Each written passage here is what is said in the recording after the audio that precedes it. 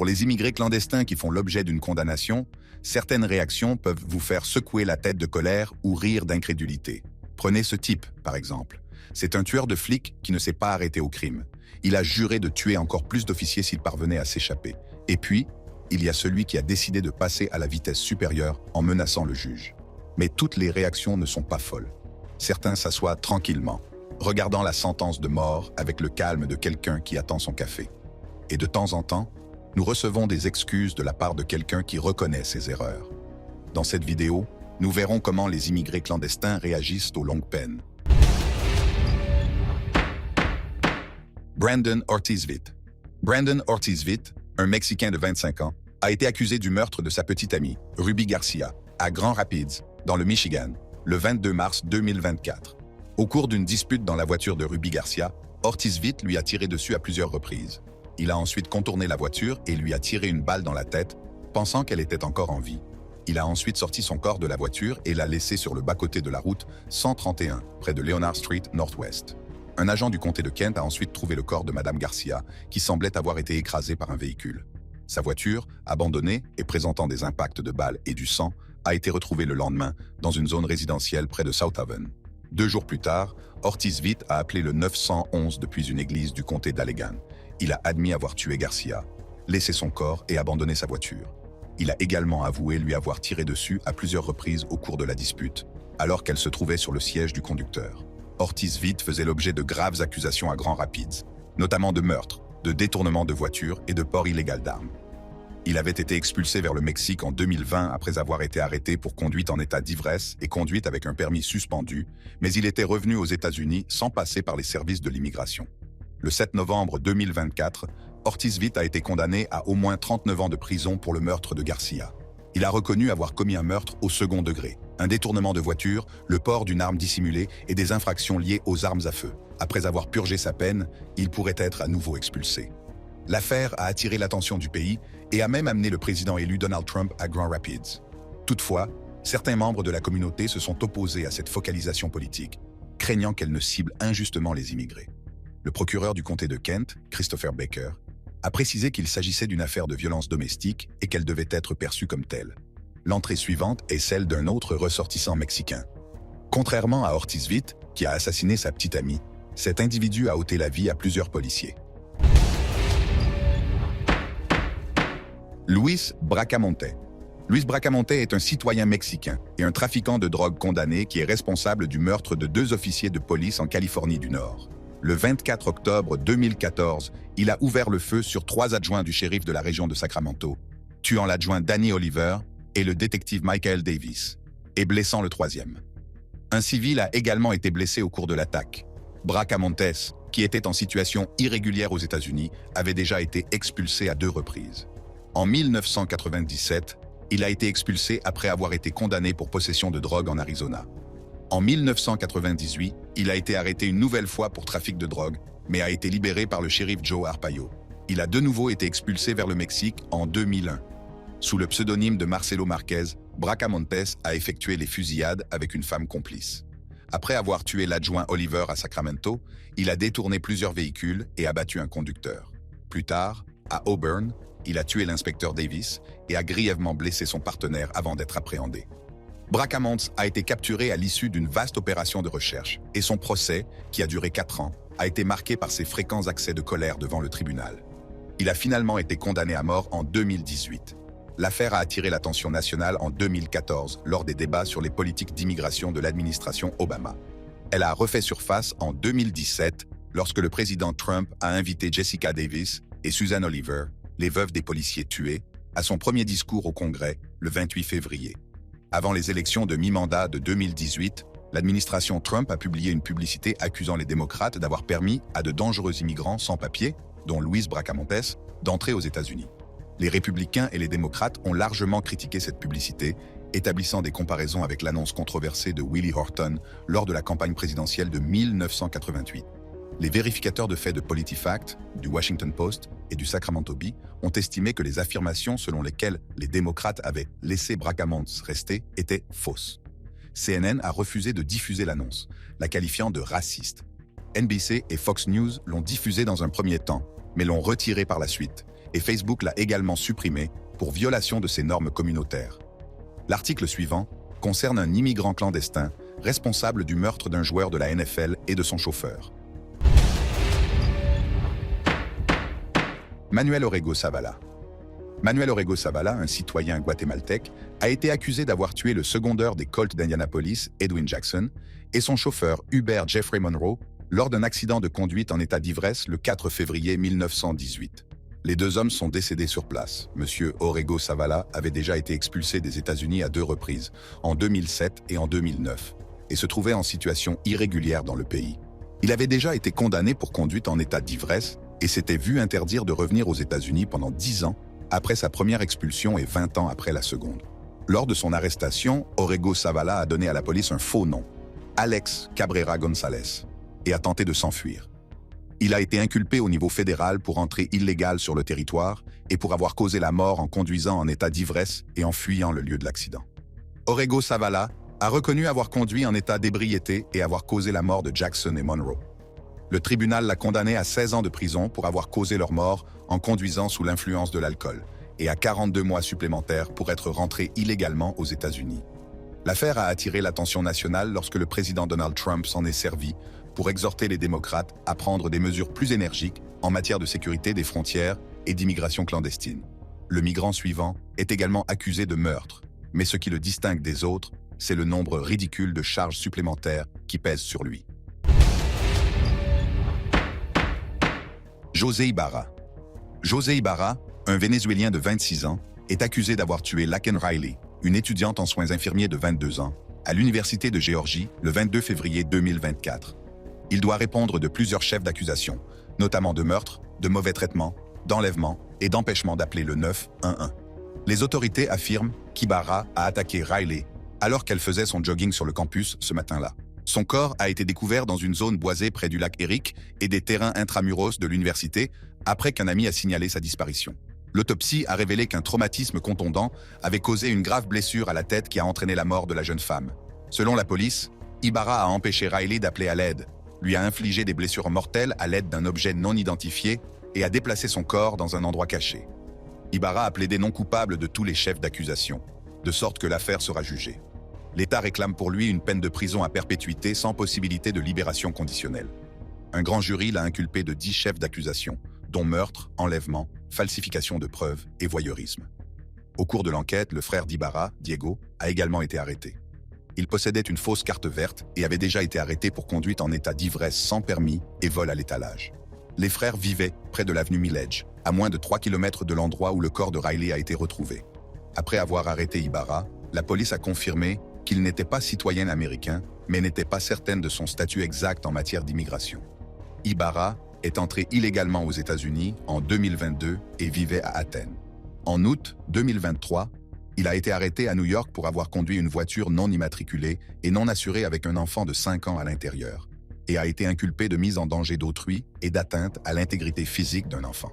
L'article suivant présente 2 immigrés clandestins qui ne se sont pas contentés de commettre un vol, mais qui ont pris pour cible un policier qui n'était pas en service dans le cadre d'un braquage audacieux. Jomar Crespo et José Rivera. Le 14 juin 2024, le comté de New Haven a arrêté Jomar Crespo, 21 ans, et José Rivera, 20 ans, pour carjacking. L'incident s'est produit à Harlem. Les 2 hommes, vêtus de noir et portant des masques de protection, se sont approchés de la voiture d'un agent de la police de New York qui n'était pas en service, muni d'armes à feu. L'une d'entre elles était un pistolet de calibre 40 modifié pour tirer automatiquement, et l'autre était un Glock de 9 mm avec un chargeur allongé. Ils ont exigé les clés de la voiture, que la victime leur a remises. Crespo et Rivera sont ensuite partis avec la voiture. La police les a poursuivis à pied et les a vus jeter les armes au cours de la poursuite. Heureusement, la victime n'a pas été blessée. Crespo et Rivera ont été arrêtés pour carjacking, un délit passible d'une peine de 15 ans de prison. Ils ont également été accusés d'avoir utilisé des armes à feu, dont une mitrailleuse lors du carjacking, un crime passible d'une peine minimale de 30 ans et d'une peine potentielle d'emprisonnement à vie. Ils risquent également une peine de 10 ans de prison pour possession d'une mitrailleuse. Rivera est également accusé d'avoir fabriqué une mitrailleuse et d'avoir détenu illégalement un dispositif de munitions. Les 2 hommes doivent répondre de plusieurs chefs d'accusation, dont vol qualifié, vol de voiture et possession d'une arme à feu chargée. Contrairement aux entrées précédentes, l'individu suivant a commis une infraction moins grave. Cependant, la sanction qu'il a subie a été beaucoup plus sévère. Robert Lloyd Schellenberg. Robert Lloyd Schellenberg est un Canadien qui a été condamné pour trafic de drogue en Chine. En novembre 2018, le tribunal l'a condamné à 15 ans de prison, lui a infligé une amende de 150 000 yuan et a ordonné son expulsion pour avoir tenté en 2014 de faire passer en contrebande plus de 222 kg de méthamphétamine de Dalian à l'Australie. Il a fait appel, mais lors d'un nouveau procès le 29 décembre 2018, les procureurs ont fait valoir qu'il avait joué un rôle clé dans une opération internationale de trafic de stupéfiants. Ils ont rejeté l'idée d'une peine plus légère, même si la tentative de contrebande a échoué. Le 14 janvier 2019, le tribunal populaire intermédiaire de Dalian a rejugé Robert Schellenberg, le condamnant à mort et ordonnant la confiscation de tous ses biens. Son équipe de défense a annoncé son intention de faire appel de la décision.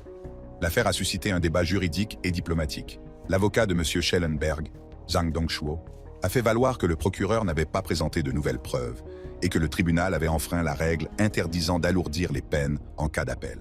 Toutefois, certains médias d'État chinois et experts juridiques ont affirmé que le tribunal avait agi correctement, en citant de nouvelles preuves criminelles. La Cour populaire suprême a rejeté le recours de M. Schellenberg le 10 août 2021, mais elle n'a pas encore décidé de procéder à l'exécution. Schellenberg a un long passé de crimes liés à la drogue. Depuis 2003, il a fait l'objet de multiples accusations, notamment pour trafic et possession de stupéfiants, qui l'ont conduit à des peines de prison en 2003, 2010 et 2012. Il a fait l'objet de 11 arrestations au Canada pour des délits liés à la drogue et à la conduite en état d'ivresse. Son cas est souvent lié aux problèmes juridiques de la dirigeante de Huawei, Meng Wanzhou, certains estimant que sa condamnation à mort en Chine pourrait être une réaction à l'arrestation de cette dernière. L'entrée suivante concerne 2 immigrés clandestins qui assassinent une jeune fille.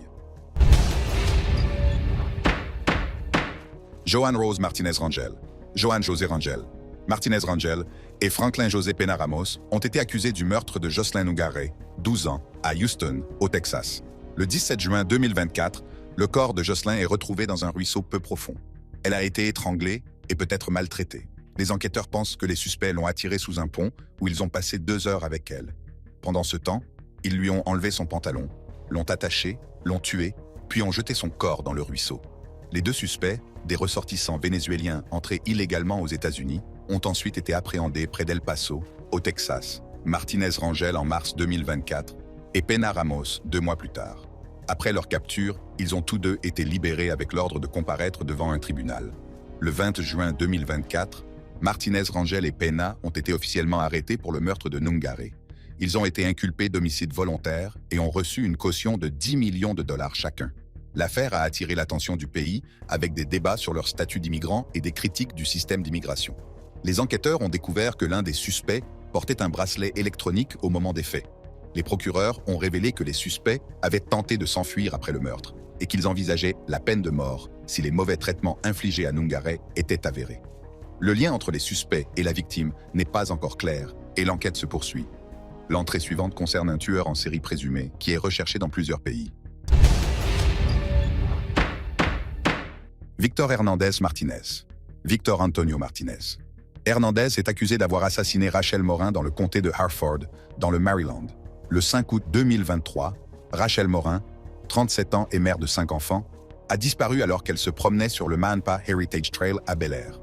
Les enquêteurs ont retrouvé son corps le lendemain. Les enquêteurs ont déterminé qu'elle avait été maltraitée, qu'elle souffrait de multiples blessures à la tête et qu'elle avait des ecchymoses sur tout le corps. Sa mort a été causée par une strangulation et des blessures par objets contondants. Martinez Hernandez, âgé de 24 ans à l'époque, doit répondre de plusieurs chefs d'accusation, dont le meurtre, une infraction du 3e degré et l'enlèvement. Les autorités pensent qu'il a tendu une embuscade à Morin sur la piste et qu'il s'est ensuite enfui du Maryland. Martinez Hernandez, membre présumé d'un gang au passé violent, est recherché au Salvador pour le meurtre d'une femme en janvier 2023. Après le meurtre, il s'est enfui aux États-Unis et a commis une violation de domicile à Los Angeles, où il a maltraité une fillette de 9 ans et sa mère. Il a séjourné dans sa famille, dans le Maryland de décembre 2023 à mai 2024, avant d'être arrêté à Tulsa, dans l'Oklahoma, le 14 juin 2024, à l'issue d'une chasse à l'homme qui a duré 10 mois. Les autorités le soupçonnent d'être un tueur en série en raison des crimes qu'il aurait commis contre des femmes en Amérique centrale et aux États-Unis. S'il est reconnu coupable du meurtre commis dans le Maryland, il risque la prison à vie sans possibilité de libération conditionnelle. L'article suivant raconte l'histoire d'un migrant clandestin qui a commis des actes ignobles à l'encontre d'une fillette de 5 ans. Wilson Castillo Diaz. Wilson Castillo Diaz, un Hondurien de 27 ans, est accusé d'avoir violé une fillette de 5 ans à Westbury, dans l'État de New York, le 16 octobre. Il a été arrêté le 22 octobre et accusé de mise en danger de l'enfant. Monsieur Diaz est entré illégalement aux États-Unis en avril 2014 en tant que mineur, non accompagné âgé de 16 ans. Les agents frontaliers l'ont placé en détention près de Rio Grande, au Texas, et l'ont relâché avec l'ordre de comparaître devant le tribunal de l'immigration, ordre qu'il n'a pas respecté. En 2016, les autorités ont ordonné son expulsion malgré son absence. Au moment de son arrestation, Diaz vivait à Westbury et n'avait pas de casier judiciaire. La victime a été emmenée dans un hôpital voisin pour un examen de contrôle après l'agression. Le commissaire de police du comté de Nassau, Patrick Ryder, a déclaré que l'enquête se poursuivait afin de déterminer si Diaz pouvait avoir d'autres victimes. L'affaire s'est inscrite dans le débat sur l'immigration aux États-Unis. Les républicains locaux ont blâmé les politiques démocrates, tandis que le président Donald Trump a utilisé la question pour rallier les partisans de l'anti-immigration.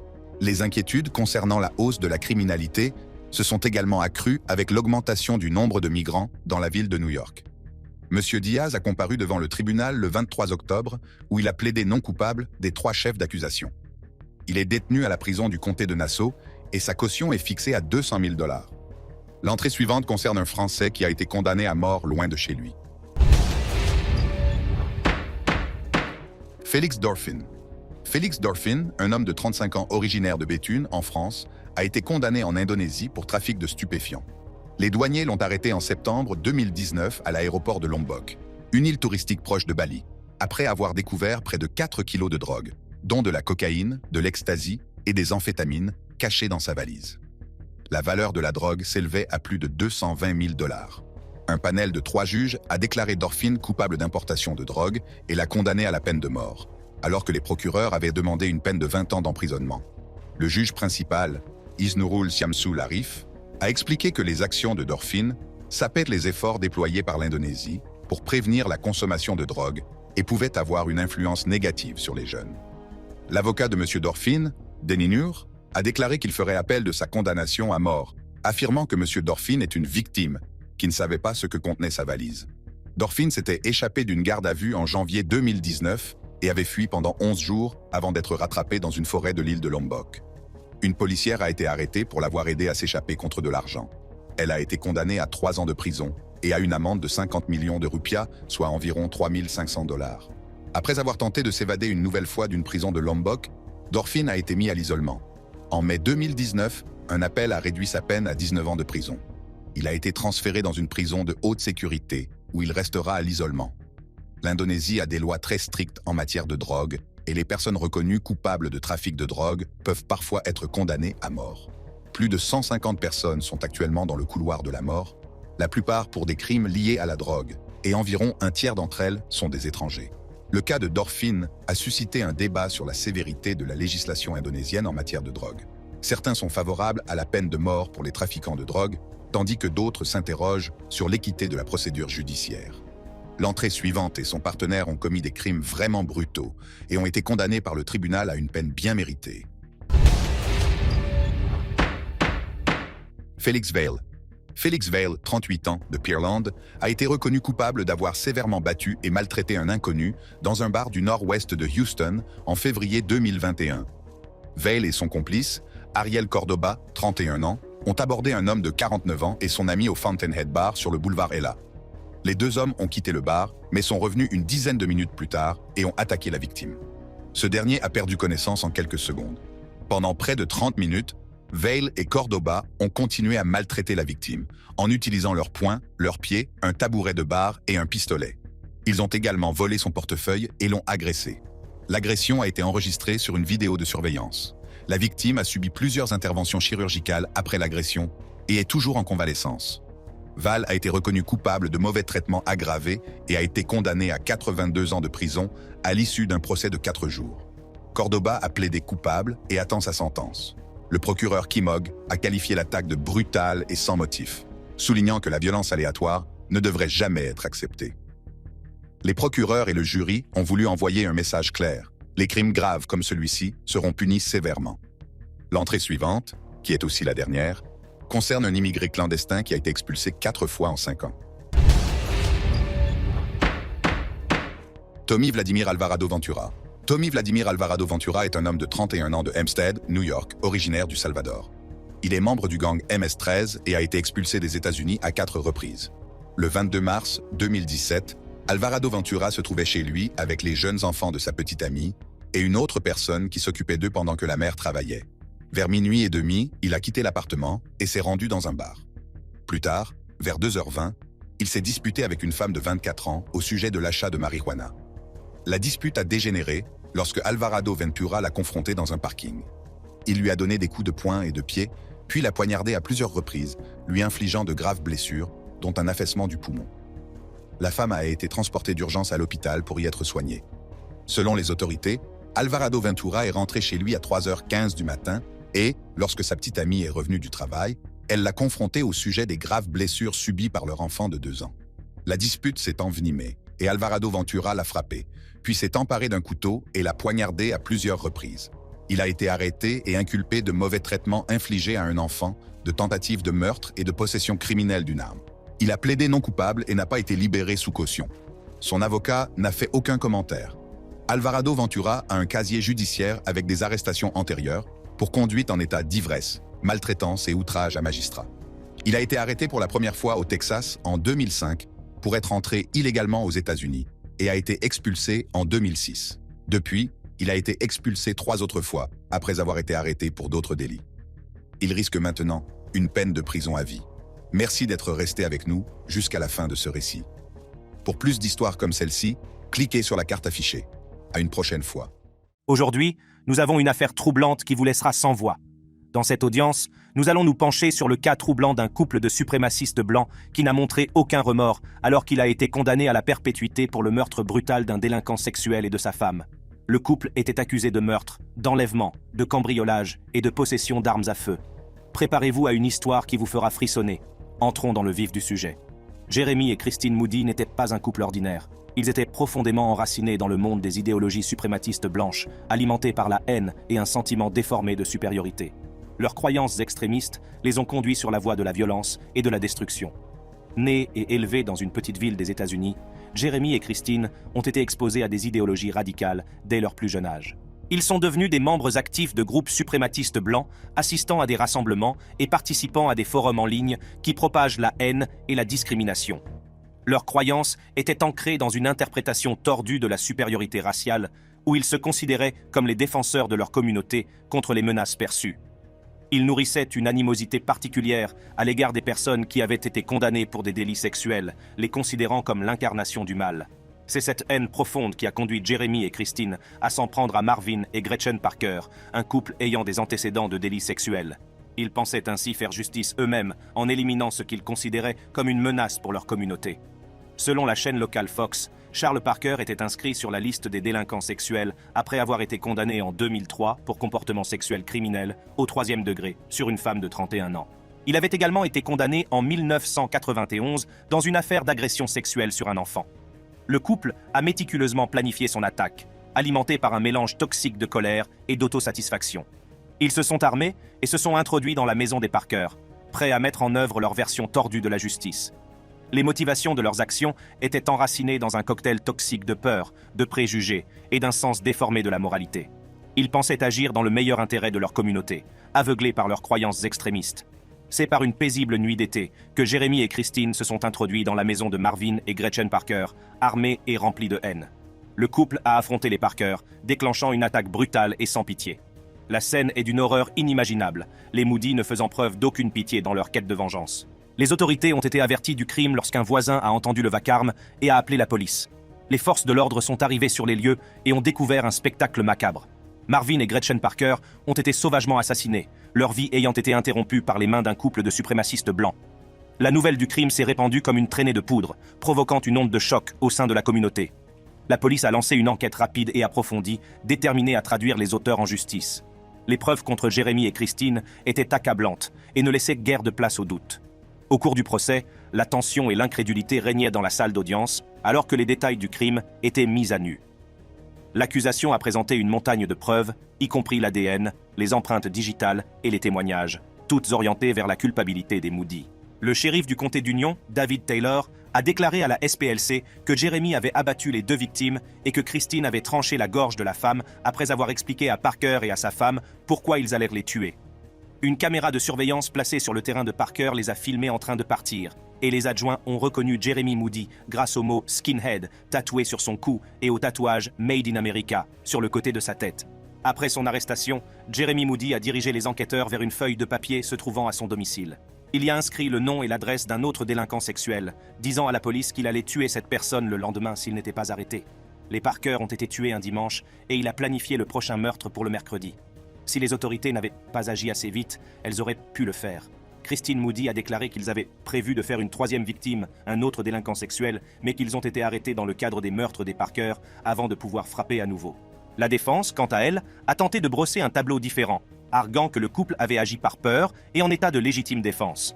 Les avocats ont déclaré que les deux accusés avaient été victimes d'abus sexuels dans leur enfance, et que cela leur avait donné envie de se venger des personnes qui leur avaient fait du mal. Selon le psychologue Harold Morgan, qui a analysé Jérémy Moody, il se croyait investi d'une mission divine consistant à tuer tous les délinquants sexuels. Les avocats de la défense ont souligné que Christine Moody avait survécu à un cancer du sein et avait subi une double mastectomie il y a 4 ans, et que Jérémy Moody souffrait de schizophrénie et ne prenait pas ses médicaments au moment des faits. Lorsque Moody, qui avait 30 ans au moment du meurtre, ne prend pas les médicaments qui lui sont prescrits, il souffre de paranoïa et de délire, selon son avocat Harry Dest. Christine Moody a son propre lot de problèmes de santé. Outre le cancer, elle souffre d'un trouble de la personnalité borderline, d'un syndrome de stress post-traumatique et d'un trouble de la personnalité antisociale. Mais les preuves ont parlé d'elles-mêmes. Le jury a été saisi d'un dossier clair et convaincant à l'encontre de Jérémy et Christine Moody. Leurs convictions extrémistes et leur plan prémédité pour ôter la vie à Marvin et Gretchen Parker ne laissaient aucune place à la sympathie. Au fur et à mesure que le procès avançait, la salle d'audience était en proie à un mélange d'émotions. Les familles des victimes étaient assises, angoissées, cherchant à obtenir justice pour leurs proches. Les Moody, quant à eux, ont fait preuve d'une absence de remords inquiétante. Leurs actes au cours du procès, y compris le fait de s'embrasser et de sourire à l'énoncé du verdict, ont provoqué une onde de choc dans la salle d'audience et dans le pays. À l'exception de la lecture du 69e psaume de la Bible et des lettres des membres de leur église, le couple a montré peu de remords. Ils ont souri et se sont regardés longuement pendant l'audience. Jérémy Moody a souri alors que les membres de la famille Parker demandaient au juge la peine maximale. Lorsque le juge a posé à Christina Moody la question habituelle de savoir si quelqu'un lui avait offert quelque chose en échange de son plaidoyer, elle a répondu « juste la célébrité et la fortune ». En fin de compte, le juge, consterné par la nature odieuse du crime et l'absence de remords des Moody, a prononcé la peine la plus sévère qui soit, l'emprisonnement à vie sans possibilité de libération conditionnelle. La salle d'audience a été envahie par un mélange de soulagement et de tristesse, les familles des victimes trouvant un certain réconfort dans le fait que justice a été rendue. Le procès de Jérémy et Christine Moody a rappelé brutalement les dangers des idéologies extrémistes et les conséquences dévastatrices qu'elles peuvent avoir. Il a rappelé avec effroi que la haine et la violence n'ont pas leur place dans la société. Le meurtre brutal de Marvin et Gretchen Parker a provoqué une onde de choc au sein de la communauté et dans l'ensemble du pays. La perte de vie aux mains d'un couple de suprémacistes blancs a mis en lumière les dangers des croyances extrémistes et les conséquences dévastatrices qu'elles peuvent avoir. L'impact de ce crime s'est étendu bien au-delà des victimes immédiates et de leurs familles. Il a servi de signal d'alarme, obligeant la société à faire face à la haine et à la discrimination qui persistent dans l'ombre. Il met en lumière le fait que les idéologies suprémacistes blanches continuent d'exister, perpétuant un cycle de violence et de division. Le procès de Jérémy et Christine Moody a mis la question de la suprématie de la race blanche au premier plan de la conscience publique. Il a déclenché une conversation nationale sur la montée des idéologies extrémistes et la nécessité urgente de s'attaquer aux causes sous-jacentes. Il a rappelé que la haine ne connaît pas de frontières et qu'elle peut se manifester de la manière la plus horrible qui soit. L'affaire a également mis en lumière l'importance de la lutte contre le discours de haine et la propagande extrémiste. Les plateformes en ligne et les médias sociaux sont devenus des terrains propices à la diffusion d'idéologies suprématistes blanches, permettant à la haine de se développer et d'inciter à la violence. Il est essentiel que la société prenne position contre ce type de discours et s'efforce de créer un monde plus inclusif et plus tolérant. La condamnation de Jérémy et Christine Moody à la réclusion à perpétuité sans possibilité de libération conditionnelle a envoyé un message fort. Elle a démontré que les actes de haine et de violence ne seront pas tolérés et que la justice prévaudra. Elle a apporté un certain réconfort aux familles des victimes, sachant que les responsables de la mort de leurs proches devront faire face aux conséquences de leurs actes. Toutefois, l'histoire du couple de suprémacistes blancs qui s'est embrassé et a souri lors de sa condamnation nous rappelle avec effroi qu'il reste encore du travail à faire. Elle invite les individus, les communautés et les institutions à lutter activement contre la haine, à promouvoir la compréhension et à favoriser une société qui embrasse la diversité. Dans une affaire choquante et dérangeante qui a secoué la ville de Cleveland, dans l'Ohio, nous plongeons dans l'univers sombre et tordu de Larissa et Christopher Rodriguez, un couple dont les crimes vous laisseront sans voix. Cette audience révèle les détails horribles qui entourent leurs actes odieux. Larissa et Christopher Rodriguez ont tous deux plaidé coupables d'homicide involontaire, d'agression criminelle, de mise en danger d'enfants et de sévices graves sur un cadavre dans le cadre de la mort de leur fils. L'histoire commence par la découverte tragique de leur fils handicapé de 5 ans, Jordan, enterré dans l'arrière-cour de leur maison. En explorant les procédures judiciaires, nous découvrons la négligence, la maltraitance et la trahison ultime qui ont conduit à cette tragédie inimaginable. Pour comprendre les crimes choquants commis par Larissa et Christopher Rodriguez, il faut d'abord se plonger dans leur passé trouble et leur première vie. On dit souvent que les graines de la noirceur sont semées dans les ombres du passé, et cela vaut pour ce couple de tueurs. Larissa Rodriguez, qui est née et a grandi à Cleveland, dans l'Ohio, a connu une éducation tumultueuse. Ayant grandi dans un foyer brisé, elle a subi de plein fouet les effets dévastateurs de la négligence et de la maltraitance. Ses parents, tous deux en proie à la toxicomanie, n'étaient pas en mesure d'offrir un environnement stable et épanouissant à Larissa et à ses frères et sœurs. Elle s'est donc retrouvée livrée à elle-même, naviguant dans un monde rempli d'incertitude et de désespoir. Christopher Rodriguez, quant à lui, a eu une enfance différente, mais tout aussi troublée. Né dans une famille en proie à la violence et aux activités criminelles, il a été exposé au monde du crime dès son plus jeune âge. Son père, membre notoire d'un gang, était souvent absent, laissant Christopher vulnérable à l'influence des associés de son père. C'est dans cet environnement qu'il a appris les dures réalités de la vie et qu'il a développé un sens déformé du bien et du mal. Le destin a voulu que les chemins de Larissa et de Christopher se croisent à l'adolescence. Attirés l'un vers l'autre par leur expérience commune de la douleur et de la négligence, ils ont formé un lien qui les a menés sur une voie sombre et destructrice. Leur relation leur a procuré un sentiment tordu de réconfort, car ils pensaient avoir trouvé quelqu'un qui comprenait leur douleur. En grandissant, la relation entre Larissa et Christopher est devenue de plus en plus toxique. Nourris par leur traumatisme commun, ils se sont enfoncés dans un monde de toxicomanie et d'activités criminelles. Leur vie s'est transformée en un cycle sans fin de violence et de chaos, laissant un sillage de destruction dans leur sillage. C'est à cette époque que Larissa et Christopher ont fondé leur famille. La naissance de leur premier enfant aurait dû être un moment de joie et d'espoir, mais au lieu de cela, elle a marqué le début d'une histoire tragique. Au fur et à mesure que leur famille s'agrandissait, l'obscurité s'installait dans leur cœur. Leurs enfants sont devenus les victimes de la négligence et des abus de leurs propres parents, pris au piège d'un cycle de violence dont il semblait impossible de sortir. La communauté autour d'eux a commencé à prendre conscience de la détérioration des conditions de vie des enfants de Larissa et Christopher. Des travailleurs sociaux ont été appelés à leur domicile à plusieurs reprises, mais leurs efforts pour intervenir se sont souvent heurtés à la résistance et à la manipulation. Larissa et Christopher avaient l'art de cacher leur véritable personnalité derrière une façade de normalité, ce qui empêchait quiconque de voir les horreurs qui se cachaient sous la surface. Au fil des ans, les crimes de Larissa et Christopher se sont multipliés. La négligence et les abus qu'ils ont infligés à leurs enfants se sont aggravés, repoussant les limites de la décence humaine. Leurs actes étaient alimentés par un sentiment tordu de pouvoir et de contrôle, alors qu'ils se délectaient de la souffrance qu'ils infligeaient à leur propre chair et à leur propre sang. Les crimes choquants de Larissa et Christopher Rodriguez ont fini par être révélés par la découverte de leur fils handicapé de 5 ans, Jordan. Ce jour-là, la communauté de Cleveland, dans l'Ohio, restera à jamais hantée. Par une froide journée d'hiver, le 19 décembre, la vérité a été dévoilée de la manière la plus inimaginable qui soit. Le frère de Christopher Rodriguez, qui vit à des milliers de kilomètres de là, au Pakistan, a passé un coup de fil glaçant aux autorités. Il a signalé la mort de Jordan, une tragédie qui avait été dissimulée pendant trop longtemps. La police n'a pas tardé à répondre à cet appel bouleversant. Ils arrivent au domicile des Rodriguez, dans le quartier de Detroit Shoreway, sans se douter des horreurs qui les attendent. Alors qu'ils commencent leur enquête, ils sont confrontés à une scène tout droit sortie d'un cauchemar. Dans l'arrière-cour de la maison des Rodriguez, enfoui sous des couches de terre et de secrets, gisait le corps sans vie de Jordan. Le jeune garçon, qui avait déjà enduré tant de souffrances au cours de sa courte vie, avait connu une fin tragique et prématurée. Cette découverte a provoqué une onde de choc au sein de la communauté, qui s'est retrouvée aux prises avec les profondeurs inimaginables de la dépravation dans laquelle Larissa et Christopher s'étaient enfoncés. L'enquête sur la mort de Jordan a été une course contre la montre pour découvrir la vérité et rendre justice à la victime innocente.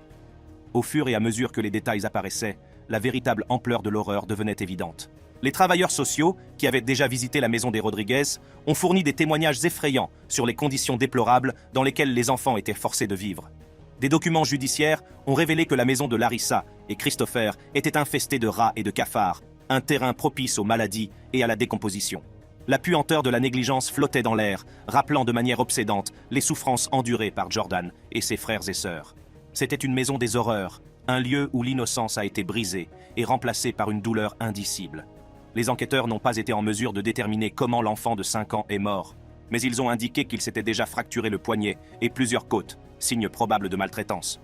Jordan est né prématurément avec un seul rein et ne pouvait pas parler. Mais le détail le plus troublant de l'enquête est sans doute la découverte choquante faite par les travailleurs sociaux. L'un des enfants des Rodriguez a été retrouvé en train de manger un sandwich rempli de cafards. C'est une image brutale et terrifiante qui donne une idée de la négligence et de la maltraitance dont Jordan et ses frères et sœurs ont fait l'objet. Mais l'histoire ne s'arrête pas là. Larissa Rodriguez a récemment plaidé coupable à d'autres chefs d'accusation, dont le trafic de bons d'alimentation, la fraude aux télécommunications, le vol qualifié et le blanchiment d'argent. Il s'est avéré que Larissa avait été impliquée dans une combine avec une assistante sociale engagée par Catholic Charities. Nancy Caraballo, l'assistante sociale, payait Larissa environ 50 cents par dollar en espèces pour l'utilisation de sa carte d'allocation alimentaire. L'argent obtenu par ce biais a été utilisé par Larissa pour payer ses factures de téléphone portable, son essence, et même pour rendre visite à son petit ami alors qu'il était en prison dans le comté de Medina. Au fur et à mesure que les preuves s'accumulaient, Larissa et Christopher Rodriguez ont été confrontés à l'indéniable vérité. Ils ont tous deux plaidé coupables d'homicide involontaire, d'agression criminelle, de mise en danger d'enfants et de sévices graves infligés à un cadavre dans le cadre de la mort de leur fils. La salle d'audience était remplie d'un mélange d'incrédulité et d'indignation alors que la communauté était confrontée aux actes odieux commis par ce couple de tueurs. Le juge Nancy Margaret Russo, essuyant ses larmes, a déclaré au couple « C'est une horreur. Je sais qu'en tant que juge, je ne suis pas censé montrer mes émotions. La sentence qui a suivi a été une mesure de justice méritée pour Jordan et ses frères et sœurs. » Larissa Rodriguez et Christopher Rodriguez ont été condamnés respectivement à 25 et 28 ans de prison. Il s'agit d'une victoire douce amère pour une communauté qui a été brisée par leurs crimes. La découverte de la mort de Jordan et l'enquête qui a suivi ont rappelé brutalement l'importance de la vigilance et de la protection des plus vulnérables d'entre nous. C'est une sonnette d'alarme pour une société qui ne doit jamais fermer les yeux sur les signes de maltraitance et de négligence. Dans une histoire choquante de dépravation et de violence, nous nous plongeons dans les crimes effrayants et la condamnation ultérieure du couple de tueurs Dia et Eric Millerberg. Cette affaire poignante concerne la vie apparemment ordinaire de Dia et Eric, qui va prendre une tournure sinistre. Sous l'emprise de la drogue et d'un désir tordu de sensations fortes, ils ont entraîné leur baby-sitter sans méfiance dans une épreuve cauchemardesque qui s'est soldée par sa mort tragique. Sans aucun respect pour la vie humaine, ils se sont débarrassés sans ménagement de son corps en tentant de brouiller les pistes. Le couple de tueurs a été inculpé d'homicide par maltraitance d'enfants, de viol illégal et de détournement de mineurs et de profanation de cadavres. Dia et Eric Millerberg semblaient être un couple ordinaire, menant une vie apparemment normale dans l'État de l'Utah. Cependant, derrière les portes closes, leur relation était loin d'être ordinaire. Dia et Eric étaient tous deux connus pour leur style de vie imprudent et alimenté par la drogue, qui les a finalement menés sur la voie de la destruction. Dia, une femme d'une beauté saisissante au passé trouble, avait des antécédents de toxicomanie et un penchant pour le danger. Elle était attirée par le frisson de la vie en marge, cherchant l'excitation dans les coins les plus sombres de la vie. Eric, quant à lui, était un individu charismatique et manipulateur, capable de charmer tous ceux qu'il rencontrait. Leurs chemins se sont croisés lors d'une nuit fatidique dans un bar local, où Dia a été attirée par la présence magnétique d'Eric. Ils se sont rapidement rapprochés, partageant le même amour pour la drogue et la montée d'adrénaline liée à leur mode de vie dangereux. C'était un mariage d'enfer, car leur tendance destructrice alimentait les désirs les plus sombres de chacun. Au fur et à mesure que leur relation progressait, la consommation de drogue de Dia et d'Eric s'intensifiait, les plongeant encore plus profondément dans un monde de chaos et de dépravation. Ils sont devenus inséparables, leur vie tournant autour de la prochaine défonce et du plaisir de s'engager dans un comportement risqué. Leur dépendance à la drogue est devenue le fondement de leur relation, un lien toxique qui les mènera finalement à leur perte. C'est à cette époque que Dia et Eric ont commencé à expérimenter des activités plus dangereuses et tabous. Ils recherchèrent le plaisir de s'engager dans des relations sexuelles risquées, impliquant souvent des partenaires multiples et des substances dangereuses. Leur appétit insatiable pour l'excitation les a poussés à la limite, brouillant les frontières entre le plaisir et la douleur. C'est dans ce monde sombre et tordu que le chemin de Dia et Eric a croisé celui de leur innocente victime, Alexis Rasmussen. Elle était une jeune babysitter sans méfiance, inconsciente des horreurs qui l'attendaient. Elle était loin de se douter que sa vie serait à jamais changée par la rencontre avec ce couple mortel. Au fur et à mesure que le mode de vie de Dia et Eric, alimenté par la drogue, devenait incontrôlable, leurs désirs devenaient de plus en plus sombres et sinistres. Ils avaient envie de s'adonner à des activités risquées et tabous, repoussant les limites de leur propre dépravation. C'est au cours d'une nuit fatidique qu'ils ont décidé de porter leurs désirs tordus à un tout autre niveau. Dia et Eric s'étaient arrangés pour qu'Alexis, leur babysitter sans méfiance, vienne chez eux sous prétexte d'avoir besoin de ses services pour la soirée. Elle était loin de se douter que ce serait la dernière nuit de sa jeune vie. Le couple avait de sinistres projets pour elle. Au fur et à mesure que la nuit avançait, Dia et Eric ont introduit des drogues dans l'équation, créant une atmosphère toxique et volatile. Ils se sont délectés du chaos et de la réalité déformée que leur procurèrent les drogues, l'esprit embrumé par l'ivresse. C'est dans cet état d'ébriété que leurs désirs les plus sombres ont pris corps. Dans un retournement de situation, Dia et Eric ont entamé un trio sous l'emprise de la drogue, tandis que leurs victimes sans défense étaient prises entre deux feux. Les détails de ce qui s'est passé cette nuit-là sont vraiment horribles et difficiles à comprendre. Les limites entre le plaisir et la douleur, le consentement et la coercition ont été brouillées au point d'être méconnaissables. Dans un accès de rage et de paranoïa dû à la drogue, les tendances violentes d'Eric ont pris le dessus. Il a brutalement étranglé la babysitter, mettant fin à sa vie dans un acte de violence insensé. La pièce était remplie des échos de ses appels désespérés à la pitié, mais ils sont tombés dans l'oreille d'un sourd. Dia, rongé par les ténèbres qui l'habitent, regarde la scène sans remords. Face au corps sans vie qui gisait devant eux, Dia et Eric étaient confrontés à un choix. Ils auraient pu appeler à l'aide, se rendre et assumer les conséquences de leurs actes. Mais leur dépravation ne connaissait pas de limites. Au lieu de cela, ils ont décidé de se débarrasser des preuves et de dissimuler leur crime odieux. Ils ont enveloppé le corps sans vie dans une bâche, les mains tachées du sang de leurs victimes. Sous le couvert de l'obscurité, ils se sont rendus en voiture dans un endroit isolé, loin des regards indiscrets. Là, dans la nuit, ils l'ont enterré dans une fosse peu profonde, la laissant dans l'oubli du monde. L'insensibilité et l'absence de remords dont ont fait preuve Dia et Eric font froid dans le dos. Ils n'ont montré aucune considération pour la vie qu'ils avaient prise, se préoccupant uniquement de se protéger des conséquences de leurs actes. Leurs actes n'étaient pas seulement une trahison de la confiance, mais un mépris total de la valeur de la vie humaine. La famille de la babysitter, s'inquiétant de plus en plus de sa disparition soudaine, elle prend les choses en main et signale sa disparition aux autorités. La police locale a lancé une enquête approfondie, déterminée à découvrir la vérité sur cette disparition. Les forces de l'ordre ont méticuleusement passé les preuves au peigne fin, ne négligeant aucune piste dans leur quête de justice. Ils ont interrogé des témoins, prélevé des échantillons d'ADN et analysé des enregistrements téléphoniques dans le but de reconstituer le puzzle de ce qui était arrivé à la jeune babysitter. Au fur et à mesure que l'enquête progressait, l'attention s'est rapidement portée sur Dia et Eric Millerberg.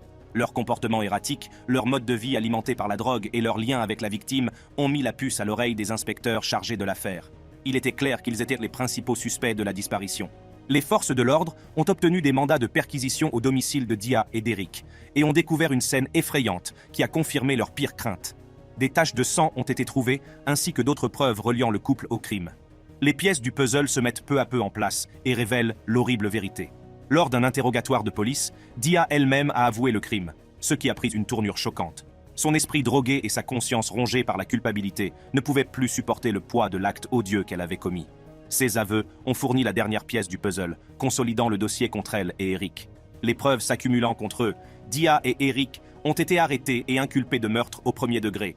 La communauté a été laissée dans l'incrédulité lorsque la nouvelle de leur arrestation s'est répandue. Comment un couple apparemment ordinaire pouvait-il être capable d'actes de violence aussi inqualifiables ? Le procès qui a suivi a été une expérience éprouvante pour toutes les personnes impliquées. L'accusation a présenté une montagne de preuves, notamment l'ADN, les témoignages et les aveux glaçants de Dia. La jeune fille a finalement été retrouvée en position fétale, le bas de son corps fourré dans un sac poubelle. Le médecin légiste adjoint de l'Utah, Joseph White, a déclaré que le corps de la jeune fille était tellement décomposé qu'il était difficile de l'identifier. Les dossiers dentaires et l'analyse des empreintes digitales ont finalement permis une identification positive. Un toxicologue a déclaré que les rapports montraient qu'elle avait ingéré de la méthamphétamine au moins 24 heures avant sa mort. Le jury n'a eu aucun doute sur leur culpabilité et la salle d'audience a été envahie par un sentiment palpable d'horreur et d'incrédulité. Le juge, en prononçant la sentence, a exprimé son dégoût pour les actions du couple et la douleur qu'ils ont infligée à la famille de la victime. Dia et Eric ont tous deux été condamnés à la perpétuité pour homicide sur enfant, un crime du premier degré, et à une peine de 1 à 15 ans pour entrave à la justice, un crime du second degré. Il a également été condamné à 2 peines de 0 à 5 ans pour viol illégal et légal d'une personne âgée de 16 ou 17 ans, et pour abus ou profanation d'un corps humain, des crimes du troisième degré. Les peines devaient être purgées simultanément. Il s'agit d'une petite mesure de justice pour la famille en deuil, mais les cicatrices laissées par les actes du couple ne seront jamais complètement refermées. La communauté a été ébranlée par les horreurs qui se sont déroulées en son sein. L'histoire de Dia et Eric Millerberg nous rappelle avec effroi les ténèbres qui peuvent se cacher derrière les portes closes. C'est une mise en garde contre les conséquences dévastatrices qui peuvent découler d'une vie consumée par la drogue, la dépravation et le mépris total de la vie humaine. Si vous avez aimé cette vidéo, jetez un coup d'œil à nos autres vidéos sur la chaîne. Merci d'avoir regardé et à la prochaine fois.